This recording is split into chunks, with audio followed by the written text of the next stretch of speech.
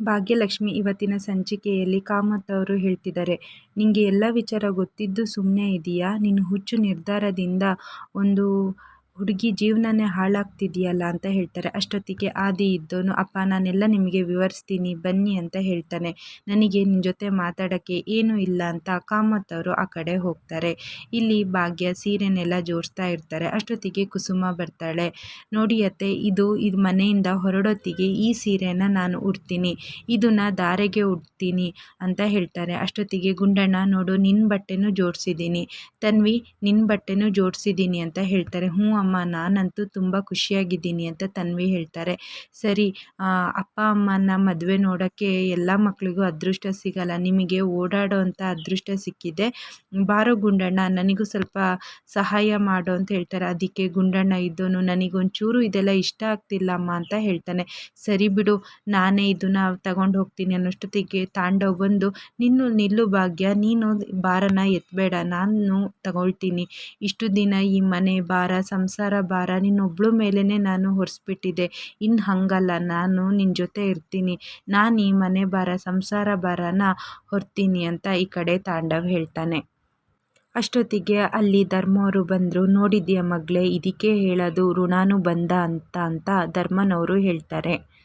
ಎರಡು ಸಿಗ್ನೇಚರಿಂದ ದೂರ ಆಗುವ ಸಂಬಂಧ ಅಲ್ಲ, ಅದು ಭಗವಂತ ಹಾಕಿರೋ ಗಂಟು, ಅದಕ್ಕೆ ನೀವೇ ಉದಾಹರಣೆ. ನೋಡಿದ್ದೀರಾ, ನಿಮ್ಮ ಮಧ್ಯೆ ಯಾರ್ಯಾರೋ ಬಂದೋದ್ರು, ಆದ್ರೂ ಕೊನೆಯದಾಗಿ ನೀವಿಬ್ಬರೇ ಒಂದಾಗಬೇಕು ಅಂತ ಇತ್ತು, ಹಾಗಾಗಿ ನೀವಿಬ್ಬರೇ ಮತ್ತೆ ಒಂದಾದ್ರಿ ಅಂತ ಧರ್ಮನವರು ಇಲ್ಲಿ ಭಾಗ್ಯನಿಗೆ ಹೇಳ್ತಾ ಇರ್ತಾರೆ.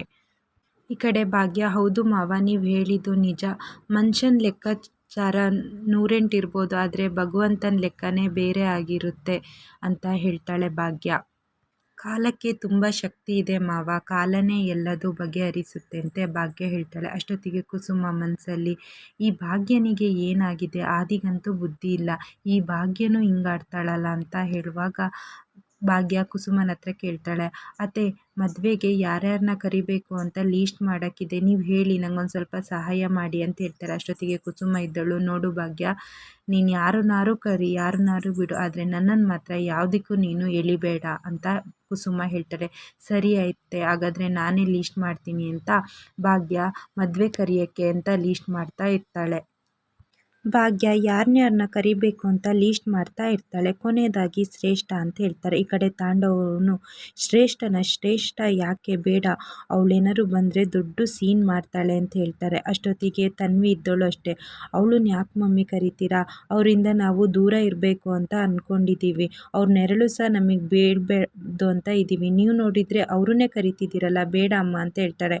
ಈ ಕಡೆ ಸುನಂದನು ಸಹ, ಬೇಡ ಕಣೆ, ಆ ಮಾಯಂಗಿನ ಯಾಕೆ ಕರಿತೀಯ, ಬೇಡ ಅಂತ ಹೇಳ್ತಾರೆ. ಇಲ್ಲ ಅಮ್ಮ, ಎಲ್ಲರೂ ಬರಬೇಕು, ನನ್ನ ಹಿಂದೆ ಯಾರ್ಯಾರು ನನಗೆ ಮೋಸ ಮಾಡಿದಾರೋ ಅವರೆಲ್ಲರೂ ನನ್ನ ಮದುವೆಯಲ್ಲಿ ಇರಲೇಬೇಕು, ಅದರಲ್ಲೂ ಶ್ರೇಷ್ಠನೂ ಇರಬೇಕು, ಯಾಕಂದರೆ ಅವಳು ನನ್ನ ಸ್ಥಾನನೇ ತಗೊಂಡಿದ್ದವಳು, ನನ್ನ ಸ್ಥಾನಕ್ಕೆ ಬಂದವಳು, ಪಾಪ ಅಂತ ನಾನು ಮನೆಗೆ ಸೇರಿಸಿದ್ರೆ ನನ್ನನ್ನೇ ಹೊರಗೆ ಹಾಕ್ತವಳು, ಅವಳಿಗೂ ಗೊತ್ತಾಗಬೇಕು, ಅದು ಅಲ್ಲದೆ ಅವಳು ಈ ಮದುವೆನ ಒಪ್ಪಬೇಕು, ಬರ್ತಾಳೋ ಬಿಡ್ತಾಳೋ ಅದು ಅವಳಿಷ್ಟ, ಆದರೆ ಕರೀಲೇಬೇಕು ಅಂತ ಹೇಳ್ತಾರೆ. ಕರೆ ತಾಂಡವಳು, ಅವಳು ಬರೋದೂ ಇಲ್ಲ, ನಂಗಂತೂ ಅವಳು ಎಲ್ಲಿದ್ದಾಳೆ ಅಂತಲೂ ಗೊತ್ತಿಲ್ಲ ಅಂತ ಹೇಳ್ತಾಳೆ, ಅವಳೇನಾದ್ರು ಬಂದರೆ ದೊಡ್ಡ ಸೀನ್ ಮಾಡ್ತಾಳೆ ಅಂದರೆ, ಇಲ್ಲ ತಾಂಡವರೇ, ಅವಳು ಬರಲೇಬೇಕು, ಬರ್ತಾಳೆ, ಇಲ್ಲ ಅಂದರೆ ಬರಲ್ಲ ಅಂದರೂ ಅದು ಅವಳು ಇಷ್ಟ ಅಂತ ಭಾಗ್ಯ ಹೇಳ್ತಾಳೆ. ಕರ್ಮ ರಿಟರ್ನ್ಸ್ ಅಂತ ಅಂತಾರಲ್ಲ, ಅದಕ್ಕೇನೆ ಯಾರ್ಯಾರ್ದು ಏನೇನು ಅಂತ ನನ್ನ ಮದುವೆಯಲ್ಲಿ ಗೊತ್ತಾಗುತ್ತೆ ಅಂತ, ನನ್ನ ಹಿಂದೆ ಯಾರ್ಯಾರು ಬೆನ್ನಿಗೆ ಚೂರಿ ಹಾಕಿದ್ದಾರೆ ಅಂತ ನನ್ನ ಮದುವೆಯಲ್ಲಿ ಎಲ್ಲ ಗೊತ್ತಾಗುತ್ತೆ ಅಂತ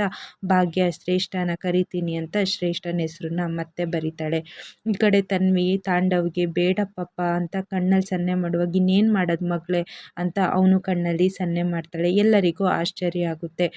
ಈ ಕಡೆ ಭಾಗ್ಯ ಮದುವೆಗೆ, ನಾಳೆ ನನ್ನ ಮದುವೆ ಉಂಟು, ಎಲ್ಲರೂ ಬನ್ನಿ ಅಂತ ಫೋನ್ ಮಾಡಿ ಕರಿತಾ ಇರ್ತಾಳೆ.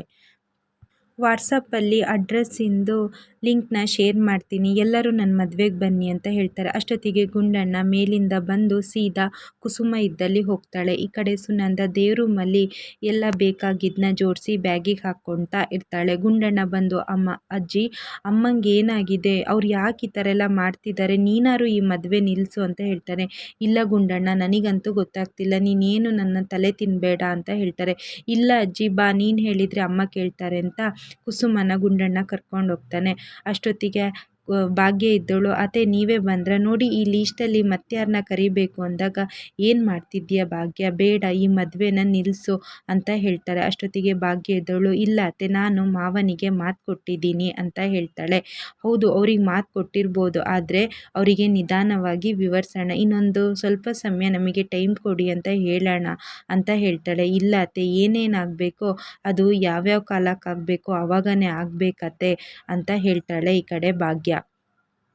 ಭಾಗ್ಯ ನಿನಗೆ ಯಾಕೆ ಅರ್ಥ ಆಗ್ತಿಲ್ಲ ಅನ್ನೋಷ್ಟೊತ್ತಿಗೆ ಸುನಂದ ದೇವ್ರ ರೂಮಿಂದ, ಏನು ಬೀಗ್ತಿಯಮ್ಮ, ನನ್ನ ಮಗಳು ನಿಮಗೆ ಖುಷಿಯಾಗಿರೋದು ಇಷ್ಟನೇ ಇಲ್ವಾ ಅಂದಾಗ, ಅದು ನನಗಲ್ಲ ನಿಮಗೆ ಅಂದಾಗ ಧರ್ಮ ಮತ್ತು ವಿಠಲಲ್ಲಿ ಬರ್ತಾರೆ. ಧರ್ಮರು ಹೇಳ್ತಾರೆ, ಏನು ಕುಸುಮ, ಒಂದು ಶುಭ ಕಾರ್ಯ ಆಗ್ತಾ ಉಂಟು, ಅದನ್ನು ನಡೆಯೋಕ್ಕೆ ಬಿಡು ಅಂತ ಹೇಳ್ತಾರೆ. ಇಲ್ಲಿ ವಿಠಲ್ ಅವರು, ಹೌದು ಬೀಗ್ತಿಯಮ್ಮ, ಏನೋ ಒಂದು ಒಳ್ಳೆ ಕಾರ್ಯ ಆಗ್ತಾ ಉಂಟಲ್ಲ, ಅದು ಆಗಲಿ ಬಿಡಿ, ಅವರಿಬ್ಬರು ಚೆನ್ನಾಗಿರಲಿ ಅಂತ ವಿಠಲ್ ಅವರು ಹೇಳ್ತಾರೆ. ಸುನಂದ ಭಾಗ್ಯನಿಗೆ ಹೇಳ್ತಾರೆ, ನೋಡು ಭಾಗ್ಯ, ಮದುವೆ ಮುಗಿಯೋ ತನಕ ಇವ್ರ ಜೊತೆ ನೀನು ಮಾತಾಡಬೇಡ, ಬಾ ಮಂಟಪಕ್ಕೆ ಏನೇನು ಬೇಕು ನಾವು ರೆಡಿ ಮಾಡೋಣ ಅಂದ್ಕೊಂಡು ಸುನಂದ ದೇವ್ರ ರೂಮಲ್ಲಿ ಮತ್ತೆ ಎಲ್ಲ ಜೋಡಿಸುವಾಗ, ಅಯ್ಯೋ ತಾಳಿನೇ ಕಾಣಿಸ್ತಿಲ್ಲಲ್ಲ, ತಾಳಿ ಎಲ್ಲಿ ಅಂತ ಕೇಳ್ತಾರೆ. ಅಷ್ಟೊತ್ತಿಗೆ ತಾಂಡವಿದ್ದವನು, ತಾಳಿ ಇಲ್ಲಿದೆ ಅಂತ ತಾಳಿನ ತೋರಿಸ್ತಾನೆ. ಆ ತಾಳಿನ ಭಾಗ್ಯಂಗೆ ನೋಡಿ ಹಳೇದೆಲ್ಲ ನೆನಪಾಗಿ ಕಣ್ಣಲ್ಲಿ ನೀರು ಬರುತ್ತೆ. ನೋಡು ಭಾಗ್ಯ, ಇದೆ ಅಲ್ವಾ ತಾಳಿ, ನೀನು ಸಿಟ್ಟಲ್ಲಿ ಎಸ್ತೆ ಅಲ್ಲ ನನ್ನ ಮುಖಕ್ಕೆ, ಆ ತಾಳಿನೇ ಅಲ್ಲ ಅಲ್ಲ, ನೀನು ಸಿಟ್ಟಲ್ಲಿ ಎಸ್ತಿದ್ದಲ್ಲ, ನಿನಗೆ ಆ ಸಿಟ್ಟು ಬರೋ ಹಂಗೆ ನಾನು ಮಾಡಿದ್ದು, ಆ ತಾಳಿ ನೋಡು ಇದೆ ಅಂತ ಹೇಳ್ತಾನೆ ತಾಂಡವ್ ಇದ್ದವನು ಹೇಳ್ತಾನೆ, ನನ್ನ ತಪ್ಪಿನ ಅರಿವಾಗಿ ಈ ತಾಳಿ ಬೆಲೆ ಏನಾಯಿತು, ತಾಳಿ ಬೆಲೆ ಎಷ್ಟು ಅಂತ ನನಗೆ ಗೊತ್ತಾಗ್ಬಿಟ್ಟಿದೆ, ಇದ್ರ ಹತ್ರ ಎಷ್ಟು ಕ್ಷಮೆ ಕೇಳಿದ್ದೀನಿ ಗೊತ್ತಾ, ನಾಳೆ ಮತ್ತೆ ಇದನ್ನು ನಿನಗೆ ಕಟ್ಟಿ ಎಲ್ಲರ ಮುಂದೆ ನಾನು ಸ್ವಾರಿ ಕೇಳ್ತೀನಿ ಅಂತ ತಾಂಡವ್ ಹೇಳ್ತಾನೆ. ಆಗ ಭಾಗ್ಯ, ಸ್ವಾರಿ ಎಲ್ಲ ಏನು ಕೇಳೋದು ಬೇಡ, ನಿಮಗೆ ರಿಯಲೈಸ್ ಆಯ್ತಲ್ಲ ಅಷ್ಟು ಸಾಕು ಅಂತ ಹೇಳಿ ಭಾಗ್ಯ ಅಲ್ಲಿಂದ ಹೋಗ್ತಾಳೆ. ಮಾರನೇ ದಿನ ಆಗುತ್ತೆ, ಇಲ್ಲಿ ಮದುವೆಗೆಲ್ಲ ಏರ್ಪಾಡಾಗಿರುತ್ತೆ. ಅಷ್ಟೊತ್ತಿಗೆ ತನ್ವಿ ಬಂದು, ಪಪ್ಪ ಈ ಥರ ಶಲ್ಯ ಹಾಕೋದಲ್ಲ, ಈ ಥರ ಹಾಕಬೇಕು ಪಪ್ಪ, ನಿಮಗೆ ಎಷ್ಟು ಖುಷಿಯಾಗಿದೆಯೋ ಗೊತ್ತಿಲ್ಲ, ನಾನಂತೂ ತುಂಬ ಖುಷಿಯಾಗಿದ್ದೀನಿ ಅಂತ ತನ್ವಿ ಹೇಳ್ತಾಳೆ. ಹೌದು ಮಗಳೇ, ನಾನು ಅಷ್ಟೇ, ನಿಮ್ಮಮ್ಮ ಒಪ್ತಾರೆ ಅಂತಲೇ ಅಂದ್ಕೊಂಡಿರಲಿಲ್ಲ, ಇದೆಲ್ಲ ನನಸ ಅಂತ ಅನ್ನಿಸ್ತಿದೆ ಅಂತ ತಾಂಡವು ಹೇಳ್ತಾನೆ. ನಾನಂತೂ ಭಾಗ್ಯನಿಗೆ ತುಂಬ ಕಾಟ ಕೊಟ್ಬಿಟ್ಟೆ ಮಗಳೇ ಅಂತ ಹೇಳ್ತಾರೆ. ಅಷ್ಟೊತ್ತಿಗೆ ತನ್ವಿ ಇದ್ದವನು, ಬಿಡಿ ಪಪ್ಪ, ಪಾಸ್ಟ್ ಈಸ್ ಪಾಸ್ಟ್, ಮನೆಯವರೆಲ್ಲ ಈಗ ನಿಮ್ಮನ್ನು ಒಳ್ಳೆಯವರು ಅಂತ ಒಪ್ಕೊಂಡಿದ್ದೀರಲ್ಲ, ಹಾಗಾಗಿ ಹಳೇದನ್ನೆಲ್ಲ ಮರ್ತುಬಿಡಿ, ಇನ್ನೇನಿದ್ರೂ ಖುಷಿಯಾದ ದಿನಗಳು ಪಪ್ಪ, ಇನ್ನು ನೀವು ಹ್ಯಾಪಿಯಾಗಿರಿ ಅಂತ ತನ್ವಿ ಹೇಳ್ತಾಳೆ. ಅಷ್ಟೊತ್ತಿಗೆ ಪುರೋಹಿತರು ಇದ್ದರು, ಕೂತ್ಕೊಳ್ಳಪ್ಪ ಅಂತ ಹೇಳ್ತಾರೆ. ಈ ಕಡೆ ಮಂಗಳ ಕಾರ್ಯ ಎಲ್ಲ ನಡೀತಾ ಇರುತ್ತೆ. ಈ ಕಡೆ ಸುನಂದ ಭಾಗ್ಯನ ರೆಡಿ ಮಾಡ್ತಾ ಇರ್ತಾರೆ. ಅಷ್ಟೊತ್ತಿಗೆ ಸುನಂದ ಇದ್ದಳು, ನನಗಂತೂ ತುಂಬ ಖುಷಿಯಾಗ್ತಿದೆ ಭಾಗ್ಯ, ನಾನು ಅಂದ್ಕೊಂಡಂಗೆ ನೀನು ತಾಂಡವನೇ ಮದುವೆ ಆಗ್ತಿದ್ದೀಯ, ನೋಡು ಹಳೇದೆಲ್ಲ ಆಗಿದ್ದಾಗೋಗ್ಲಿ, ಎಲ್ಲ ಮರ್ತುಬಿಡು, ಇನ್ನು ನಿನ್ನ ಜೀವನದಲ್ಲಿ ಬರೀ ಖುಷಿಯಾದ ದಿನಗಳೇ ಬರುತ್ತೆ, ಹೊಸ ಅಧ್ಯಾಯನೇ ಸ್ಟಾರ್ಟ್ ಆಗುತ್ತೆ ಭಾಗ್ಯ ಅಂತ ಸುನಂದ ಖುಷಿಯಾಗಿ ಮಗಳಿಗೆ ಹೇಳ್ತಾಳೆ. ಇನ್ನು ನಿಂದು ತಾಂಡವು ಮಕ್ಕಳು ಮಧ್ಯೆ ಯಾರೂ ಬರಲ್ಲ, ನಿಮ್ಮ ಜೀವನ ಇನ್ನು ಖುಷಿಯಾಗಿರುತ್ತೆ ಅಂತ ಹೇಳ್ತಾರೆ. ಅಷ್ಟೊತ್ತಿಗೆ ಭಾಗ್ಯ ಇದ್ದಳು, ಹೌದಮ್ಮ, ವಿಧಿ ಹೇಗೆ ನಡೆಸುತ್ತೋ ಹಾಗೆ ನಡೆಸುತ್ತೆ, ಯಾವ ಥರ ಹೋಗುತ್ತೋ ಆ ದಾರಿಲಿ ನಾವು ಹೋಗಬೇಕು ಅಂತ ಹೇಳ್ತಾರೆ. ಅಷ್ಟೊತ್ತಿಗೆ ಸುನಂದ ಇದ್ದಳು, ಏನೋ ಹೇಳ್ತಿದ್ಯಾ ಅಂದಾಗ, ಏನೂ ಇಲ್ಲ ಕಣಮ್ಮ ಅಂತ ಭಾಗ್ಯ ಹೇಳ್ತಾಳೆ. ಇಷ್ಟು ದಿನ ಕೆಟ್ಟು ಟೈಮ್ ಕೊಟ್ಟ ಅಂದಮೇಲೆ ಇನ್ನು ಮುಂದಿನ ದಿನ ಒಳ್ಳೆ ದಿನಗಳೇ ಬರುತ್ತೆ, ನೋಡೋಣ ಏನಾಗುತ್ತೆ ಅಂತ ಭಾಗ್ಯ ಹೇಳ್ತಾಳೆ. ಅಷ್ಟೊತ್ತಿಗೆ ತಾಂಡವ್ ಭಾಗ್ಯ ಅಂತ ಅಲ್ಲಿಗೆ ಬರ್ತಾನೆ.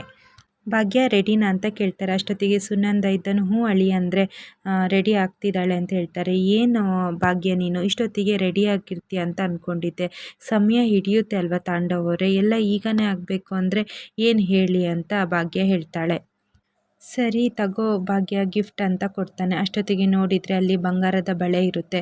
ತಗೋ ಇದನ್ನೇ ಹಾಕ ಅಂತ ಹೇಳ್ತಾನೆ. ಅಷ್ಟೊತ್ತಿಗೆ ಭಾಗ್ಯ ಇದ್ದವಳು ಅದನ್ನು ಬಿಟ್ಟು ಆದಿ ಕೊಟ್ಟಿರೋ ಗಾಜಿನ ಬಳೆನೇ ಹಾಕ್ಕೊಳ್ತಾನೆ. ಅಷ್ಟೊತ್ತಿಗೆ ಮನಸ್ಸಲ್ಲಿ ಆದಿ ಇದ್ದವನು ತಾಂಡವ್ ಇದ್ದವನು ಹೇಳ್ತಾನೆ, ಇದು ಆದಿ ಬ್ರದರ್ ಕೊಡ್ಸಿದ ಬಳೆ, ಅದನ್ನೇ ಹಾಕ್ಕೊತಿದ್ದಾಳಲ್ಲ ಇವಳು ಅಂತ ಹೇಳ್ತಾನೆ. ಯಾಕೆ ತಾಂಡವರೇ, ಯಾಕೆ ಸುಮ್ಮನೆ ಆದ್ರಿ, ನನಗೆ ಈ ಬಳೆಗಿಂತ ಈ ಬಳೆನೇ ಚೆನ್ನಾಗಿ ಕಾಣಿಸ್ತು ಅಂತ ಅನ್ನಿಸ್ತಿದೆ, ಹಾಗಾಗಿ ಈ ಬಳೆನೇ ಹಾಕೊಂಡೆ ಅಂತ ಕಡೆ ಭಾಗ್ಯ ಹೇಳ್ತಾರೆ. ತಾಂಡವ್ ಸುಮ್ಮನೆ ಇಷ್ಟ ಇಲ್ಲ ಅಂದರೂ ನಗಾಡ್ತಾ ಹ್ಞೂ ಸರಿ ಅಂತ ಹೇಳ್ತಾನೆ. ಈ ಕಡೆ ತನ್ವಿ ಖುಷಿಯಿಂದ ಬಂದವ್ರನ್ನೆಲ್ಲ ಮಾತಾಡಿಸ್ತಾ ಇರ್ತಾಳೆ. ಈ ಕಡೆ ತನ್ಮಯ್ ಸುಮ್ಮನೆ ಬೇಜಾರಲ್ಲಿ ಕೂತಿರ್ತಾನೆ. ಅಷ್ಟೊತ್ತಿಗೆ ಬಂದು, ಏನು ತನ್ಮಯ್, ಪಪ್ಪ ಮತ್ತು ಅಮ್ಮ ಎಷ್ಟು ದಿನ ಆದಮೇಲೆ ಒಂದಾಗ್ತಿದ್ದಾರೆ, ನಾವು ಅವ್ರ ಮದುವೆಯಲ್ಲಿ ಎಷ್ಟು ಖುಷಿಯಾಗಿ ಓಡಾಡಿಕೊಂಡು ಎಲ್ಲರ ಹತ್ರ ಮಾತಾಡ್ತಾ ಇರಬೇಕು, ನೀನು ನೋಡಿದರೆ ಹಿಂಗೆ ಕೂತ್ಕೊಂಡ್ರೆ ಹೇಗೆ ಅಂತ ಗುಂಡಣ್ಣನಿಗೆ ತನ್ವಿ ಹೇಳ್ತಾಳೆ. ನೋಡು, ನೀನು ಖುಷಿಯಾಗಿರ್ಬೋದು, ಆದರೆ ನಾನು ಖುಷಿಯಾಗಿಲ್ಲ. ಏನು ಹೇಳ್ತಿದ್ದೀಯ ಗುಂಡಣ್ಣ ಅಂದಾಗ, ಮತ್ತಿನ್ನೇನು ನೀನು ನಿನ್ನ ಖುಷಿಗೋಸ್ಕರ ಇದೆಲ್ಲ ಮಾಡಿದೆ. ಆದಿ ಅಂಕಲ್ ಹತ್ರ ನೀನು ಹೋಗಿ ಏನೂ ಮಾತಾಡಲ್ಲ ಅಂದಿದ್ರೆ ಇಷ್ಟೊತ್ತಿಗೆ ಆದಿ ಅಂಕಲ್ಲು ಅಮ್ಮನ ಮದುವೆ ಆಗ್ತಿದ್ರು, ಅಮ್ಮ ಖುಷಿಯಾಗ್ತಿದ್ಲು. ಆದರೆ ಅಮ್ಮಂಗೆ ಈಗ ಖುಷಿನೇ ಇಲ್ಲ ಅಂತ ಹೇಳ್ತಾಳೆ. ಏನು ಹೇಳ್ತಿದ್ದೀಯ, ಅಮ್ಮ ಖುಷಿಯಾಗಿದ್ದಾರೆ ಅಂದಾಗ, ಇಲ್ಲ ನಮಗೋಸ್ಕರ ಅಮ್ಮ ಅವ್ರ ಸಂತೋಷನೇ ಸ್ಯಾಕ್ರಿಫೈಸ್ ಮಾಡಿದರು, ಆದರೆ ನೀನು ನಿನ್ನ ಖುಷಿಗೋಸ್ಕರ ಅವ್ರ ಸಂತೋಷನ ಸ್ಯಾಕ್ರಿಫೈಸ್ ಮಾಡಲಿಲ್ಲ. ನೀನು ನಿನ್ನ ಸ್ವಾರ್ಥ ಮಾತ್ರ ನೋಡ್ಕೊಂಡೆ ಅಂತ ಗುಂಡಣ್ಣ ಹೋಗ್ತಾನೆ. ಇಷ್ಟು ಇವತ್ತಿನ ಸಂಚಿಕೆಯಲ್ಲಿ ನಡೆದಿದೆ. ಈ ವಿಡಿಯೋ ಇಷ್ಟ ಆಗಿದ್ರೆ ಲೈಕ್ ಮಾಡಿ, ಶೇರ್ ಮಾಡಿ, ಹಾಗೆ ಚಾನಲ್ನ ಸಬ್ಸ್ಕ್ರೈಬ್ ಮಾಡಿ.